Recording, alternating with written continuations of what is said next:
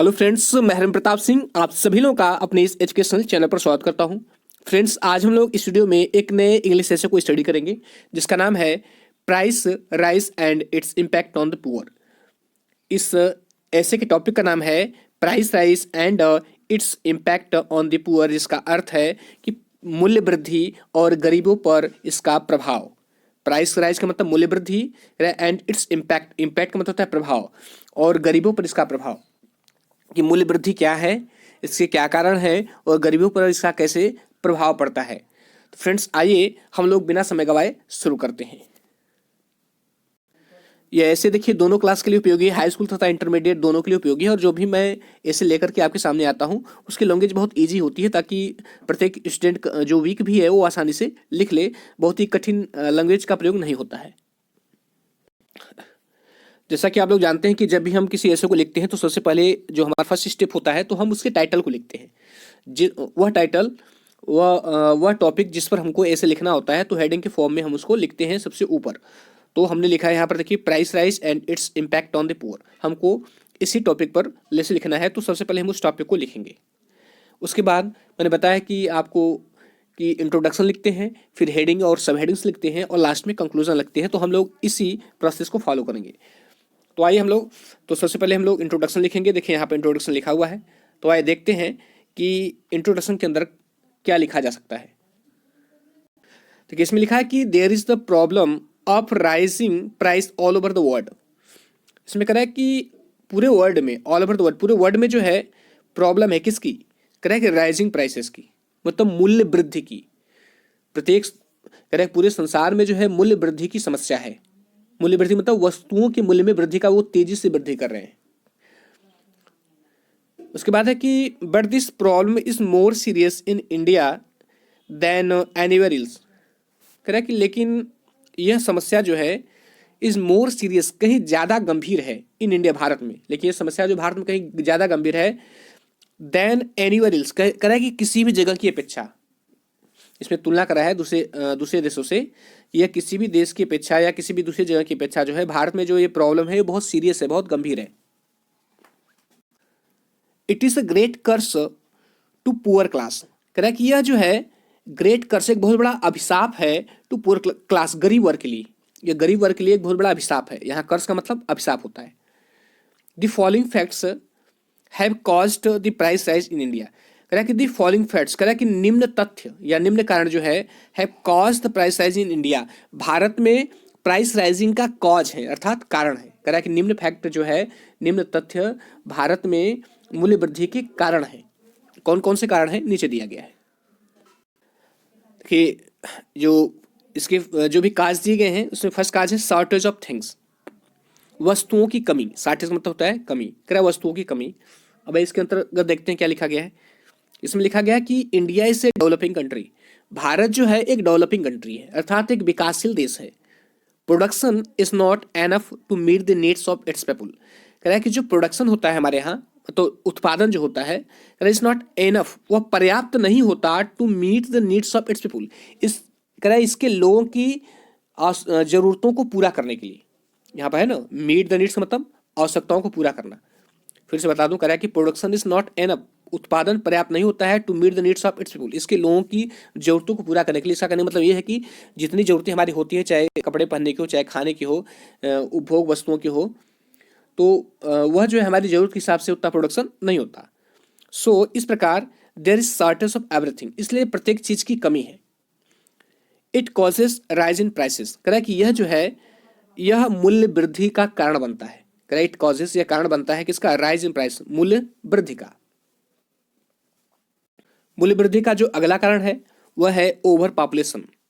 Over population मतलब अत्यधिक जनसंख्या। जहां जहां भी ओवर लग गया मतलब कि सीमा से ज्यादा है, जान जी, जहां पर भी ओवर लग गया उसका मतलब आवश्यकता से अधिक, तो ओवर पॉपुलेशन, अत्यधिक जनसंख्या। India is facing the great problem of over population. Bharat जो है फेसिंग मतलब फेस कर रहा है, मतलब सामना कर रहा है किसका, the great problem of over population, अत्यधिक जनसंख्या का, अत्यधिक जनसंख्या की समस्या का सामना भारत कर रहा है, क्योंकि यह वर्ल्ड में जो है लार्जेस्ट सेकंड पोजीशन पर है। पहले नंबर पर चाइना है, फिर सेकंड पर भारत है। But production does not increase in the same proportion.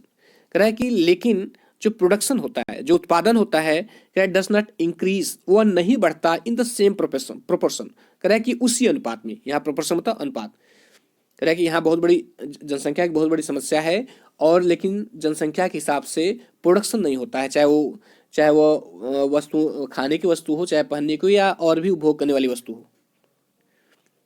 So peoples need can not be met out, कह रहा है इसलिए पीपुल्स नीड मीन्स होती है आवश्यकता, इसलिए लोगों की आवश्यकताएं जो है can not be met out, पूरी नहीं हो पाती।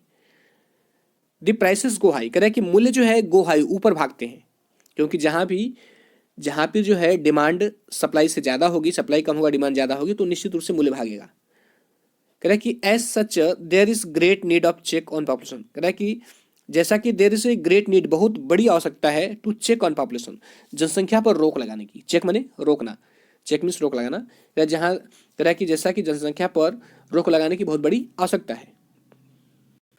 अब देखिए नेक्स्ट रीजन है कि बैकवर्ड फार्मिंग।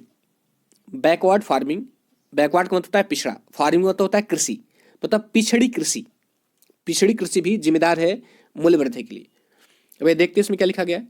इसमें लिखा है कि गया कि backward farming is also cause of rising prices. जो बैकवर्ड फार्मिंग है, पिछड़ी कृषि है, यह भी मूल्य वृद्धि का कारण है। दी एल्ड इज लो, कह रहा है कि दी एल्ड इज लो, एल्ड का मतलब होता है उत्पादन। जो उत्पादन होता है हमारे खेतों में वह निम्न होता है, कम होता है। विदेशों की अपेक्षा, जो डेवलप्ड कंट्रीज हैं उन देशों की अपेक्षा हमारे यहाँ जो प्रोडक्शन होता है खेतों में वह आधा होता है, जबकि उनके वहाँ दुगना होता है। There is a shortage of oil seed, हमारे यहाँ जो ऑयल सीड हैं उनकी कमी है। ऑयल सीड मतलब वे सीड, वे जिससे तेल निकाला जाता है, वे बीज जिससे तेल निकाला जाता है। तो हमारे यहाँ ऑयल सीड की कमी है, पल्सेस दालों की कमी है, ग्रैम चने की कमी है, and some other food grains, और दूसरे जो है खाद्य अनाजों की कमी है। The supply is less than the demand, कह रहा है जो इसकी सप्लाई जो है इसके डिमांड से कम है, मतलब इसकी पूर्ति इसके मांग से कम है, जितनी मांग हो उतना उत्पादन हमारे यहाँ नहीं होता।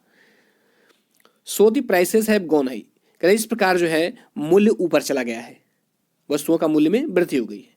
Scientific methods and cooperative farming can help a lot to improve agriculture, कह रहा है कि साइंटिफिक मेथड, वैज्ञानिक विधि, एंड कोऑपरेटिव फार्मिंग, और सहकारी कृषि, कोऑपरेटिव फार्मिंग मतलब सहकारी कृषि जो है, कैन हेल्प ए लॉट, काफ़ी मदद कर सकती है, टू इम्प्रूव एग्रीकल्चर, कृषि को सुधारने के लिए। इसमें कह रहा है कि वैज्ञानिक विधियाँ और सहकारी कृषि जो है कृषि को सुधारने में काफ़ी मदद कर सकती है। इफ प्रोडक्शन इज इंक्रीज्ड, यदि प्रोडक्शन बढ़ जाता है, यदि उत्पादन बढ़ जाता है, प्राइसेस विल गो डाउन, तो मूल्य नीचे चला जाएगा। नेक्स्ट हेडिंग है सोशल एवल्स। नेक्स्ट हेडिंग है सोशल एवल्स, जिसका मतलब होता है सामाजिक बुराइयां। सोशल एवल्स का मतलब सामाजिक बुराइयां। अब आइए देखते हैं इसके अंतर्गत क्या लिखा गया है। कह रहा है कि people waste much money on social and religious functions, कह रहा है कि लोग जो हैं, मतलब भारत के लोग, कह रहा है वेस्ट व्यर्थ गवा देते हैं, मच मनी अत्यधिक पैसा कहाँ पर गवा देते हैं, ऑन सोशल सामाजिक एंड रिलीजियस फंक्शन, और धार्मिक अनुष्ठानों पर।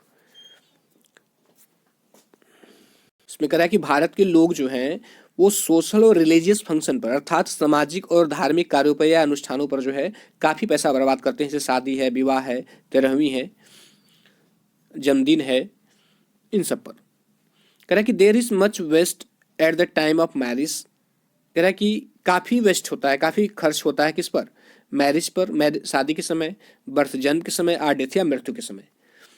People should be taught to get rid of orthodox tenets, कह रहा है कि पीपुल शुड बी टॉट, लोगों को सिखाया जाना चाहिए, टू गेट रीड ऑफ, छुटकारा, कि वे छुटकारा पालें किससे, ऑर्थोडॉक्स टेंट से, मतलब रूढ़िवादी ट्रेंड्स, रूढ़िवादी चलन से या रूढ़िवादी परंपराओं से वे छुटकारा पालें, लोगों को ये सिखाया जाना चाहिए। यहाँ पर गेट रीड ऑफ का मतलब होता है छुटकारा पाना। अगला टॉपिक है corrupt practices of the businessman, व्यापारियों का भ्रष्ट आचरण। करप्ट का मतलब होता है भ्रष्ट, प्रैक्टिसेस का मतलब आचरण, और बिजनेसमैन व्यापारी, अर्थात व्यापारियों का भ्रष्ट आचरण। व्यापारियों का भ्रष्ट आचरण भी मूल्य वृद्धि के लिए बहुत बड़ा जिम्मेदार होता है। किसमें लिखा गया कि इन इंडिया, भारत में, बिजनेसमैन स्टोर द कमोडिटीज, वे क्या करते हैं, कह रहा है कि जो भारत में जो बिजनेसमैन होते हैं वो क्या करते हैं कि जो कमोडिटीज होती हैं, जो वस्तुएं होती हैं, उनको स्टोर कर लेते हैं, अर्थात जमा कर लेते हैं। उनको कहीं डंप कर लेंगे और जब मूल्य बहुत ज़्यादा होगा तब उसको निकालते हैं। कह रहा है कि एंड सेल देम, और उनको बेच देते हैं इन ब्लैक मार्केट में एट हायर रेट्स, मतलब ऊंची ऊंची दर पर, ऊंची मूल्य दर पर बेच देते हैं। बिसाइड्स दिस, कह रहा है इसके अतिरिक्त a lot of black money, कह रहा है कि ढेर सारा ब्लैक मनी जो है जिसको काला धन बोलते हैं, इज इन सर्कुलेशन, यह सर्कुलेशन में रहता है। काला धन उसे कहते हैं कि वह धन जिस पर जो है सरकार को टैक्स नहीं दिया जाता, और जिस देश में ब्लैक मनी ज़्यादा हो जाता है उसके एक पैरेलल व्यवस्था चलने लगती है। तो किसी भी प्रकार का सरकार का जो निर्णय लेती है रोजगार को बढ़ाने के लिए, बेरोजगारी को खत्म करने के लिए या मूल्य वृद्धि को रोकने के लिए, तो उसका कोई भी प्रभाव नहीं होता क्योंकि उसकी एक पैरेलल व्यवस्था चलती रहती है। कह रहा है कि होर्डिंग, कह रहा है होर्डिंग जमाखोरी, होर्डिंग में होता है जमाखोरी, एंड ब्लैक मार्केटिंग, और ब्लैक मार्केटिंग कालाबाजारी has made the situation worse, इसने क्या किया कि स्थिति को और भी वर्स कर दिया, मतलब और भी खराब कर दिया है। यहाँ बैड का कंपेरेटिव फॉर्म है, बैड वर्स वर्स्ट होता है, ठीक है। तो यहाँ पर होर्डिंग्स और जो ब्लैक मार्केटिंग है, होर्डिंग मतलब जमाखोरी और ब्लैक मार्केटिंग मतलब कालाबाजारी, कहीं इन दो स्थितियों ने जो है has made the situation worse, इन्होंने स्थिति को और खराब कर दिया है। The frequent strikes in factories, कह रहा है कि फैक्ट्री में होने वाला फ्रिक्वेंट स्ट्राइक, मतलब बार बार स्ट्राइक मतलब आंदोलन, जो मजदूर द्वारा काम को रोक दिया जाता है अपनी मांगों को लेकर। तो कह रहा है कि फ्रिक्वेंट स्ट्राइकिंग फैक्ट्री में बार बार होने वाला आंदोलन आल्सो अफेक्ट द प्रोडक्शन, यह भी जो है उत्पादन को प्रभावित करता है, क्योंकि जिस फैक्ट्री में लोग मजदूर स्ट्राइक में चले जाते हैं, काम को बंद कर देते हैं, तो वहाँ प्रोडक्शन नहीं हो पाता, तो वहाँ कमी हो जाती है। कह रहा है which results in rise in prices, कह रहा है जिसका परिणाम ये होता है कि मूल्य में वृद्धि हो जाती है। देखिए टॉपिक पर जब हम पर्याप्त मैटेरियल लिख लेते हैं कि हमें लगता है नहीं, हमें जो चीज़ें उसके कारण परिणाम जो भी चीज़ें हैं हमने उसको दर्शा दिया है, तो लास्ट में आता है कंक्लूजन, निष्कर्ष। देखिए यहाँ पर हेडिंग डाला गया है कंक्लूजन, और देखते हैं कि कंक्लूजन के अंतर्गत क्या लिखा गया है।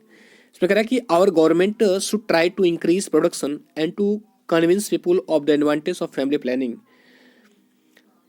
Production should be increase by scientific methods. देखिए इसमें कह रहा है कि आवर गवर्नमेंट, हमारी सरकार को शुड ट्राई, कोशिश करनी चाहिए, टू इंक्रीज प्रोडक्शन, कह रहा है कि प्रोडक्शन को बढ़ाने की, इंक्रीज मीन्स बढ़ाना, प्रोडक्शन मीन्स उत्पादन, हमारे गवर्नमेंट को जो है उत्पादन को बढ़ाने का प्रयास करना चाहिए। And to convince people of the and to convince people, और लोगों को विश्वास दिलाना चाहिए of the advantages of family planning, कह रहा है कि परिवार नियोजन के लाभों का, लोगों को जो है परिवार नियोजन के लाभ का विश्वास दिलाना चाहिए कि नहीं, आप परिवार नियोजन करेंगे, अपना परिवार छोटा रखेंगे तो आपको इसके लाभ मिलेंगे। Production should be increased by scientific method, कह रहा है कि प्रोडक्शन को जो है साइंटिफिक मेथड से उसको बढ़ाया जाना चाहिए, मतलब वैज्ञानिक विधियों से उत्पादन बढ़ाया जाना चाहिए। अर्थात जो भी जितने भी क्षेत्र हैं, चाहे वह कृषि का क्षेत्र हो, चाहे विनिर्माण का क्षेत्र हो, चाहे फैक्ट्री हो, चाहे कंपनी हो, उसमें जो है साइंटिफिक मेथड यूज करना चाहिए, उसमें तकनीकी का प्रयोग करना चाहिए, जिससे जो हमारी उत्पादन है वो बढ़े, उसकी लागत कम हो।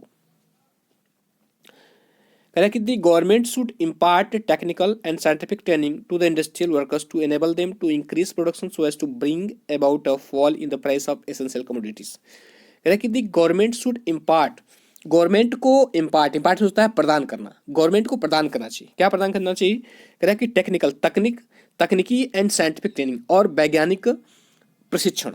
गवर्नमेंट को तकनीकी और वैज्ञानिक प्रशिक्षण प्रदान करना चाहिए, किसको प्रदान करना चाहिए, कह रहा है कि टू इंडस्ट्रियल वर्कर्स, कह रहा है कि उद्योगों में काम करने वाले कर्मचारियों को, टू इनेबल देम, जो उनको योग्य बना सके, टू इंक्रीज प्रोडक्शन, उत्पादन को बढ़ाने में, so as to bring about fall in the prices of essential commodity, कह रहा है जिससे जो है जो एसेंशियल कमोडिटीज़ है, एसेंशियल कमोडिटी मतलब जो आवश्यक, जो अनिवार्य वस्तुएं हैं, उसमें जो है कह रहा है फॉल इन द प्राइसेस, उसके मूल्य में कमी लाई जाए इसके। फिर से मैं बता दूं, कह रहा है कि the government should impart technical and scientific training, government को जो है टेक्निकल और साइंटिफिक ट्रेनिंग प्रदान की जानी चाहिए इंडस्ट्रियल वर्कर्स, किसको, उद्योगों में काम करने वाले लोगों को, ताकि जो है वे इनेबल हो सके, वे योग्य हो सके इंक्रीज प्रोडक्शन, उत्पादन को बढ़ाने में, so as to bring about a fall in the prices of essential commodities, जिससे जो है जो अनिवार्य वस्तुएं हैं उनके मूल्यों में कमी लाई जा सके। तो फ्रेंड्स इस प्रकार जो है यह ऐसे कंप्लीट हुआ, और आशा करता हूँ कि आपको समझ में आया होगा, और एक या दो बार देख लेंगे तो निश्चित रूप से आप एग्जाम में लिख सकते हैं। आपको जब जब ऐसे आपको समझ में आएगा तो आप जो है उसको आसानी से लिख भी सकते हैं। नहीं तो इस तरह जो ऐसे आपको समझ नहीं आएगा, उसका अर्थ नहीं मालूम होगा, आप उसको कितना प्रयास करें आप परीक्षा में लिख नहीं सकते हैं, कोई ना कोई चीज़ मिस जरूर कर देंगे। तो हमारी प्लेलिस्ट में जो है बहुत सारे एसेस पड़े हुए हैं, बहुत सारे महत्वपूर्ण एसेस पड़े हुए हैं, जिससे आपको आइडिया मिल जाएगा कि किस विषय पर कैसे लिखना है। आप उनको देख लीजिए, निश्चित रूप से आपके लिए उपयोगी साबित होंगे।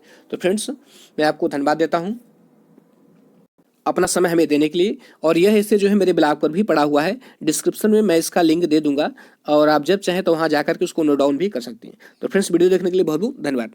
Thank you.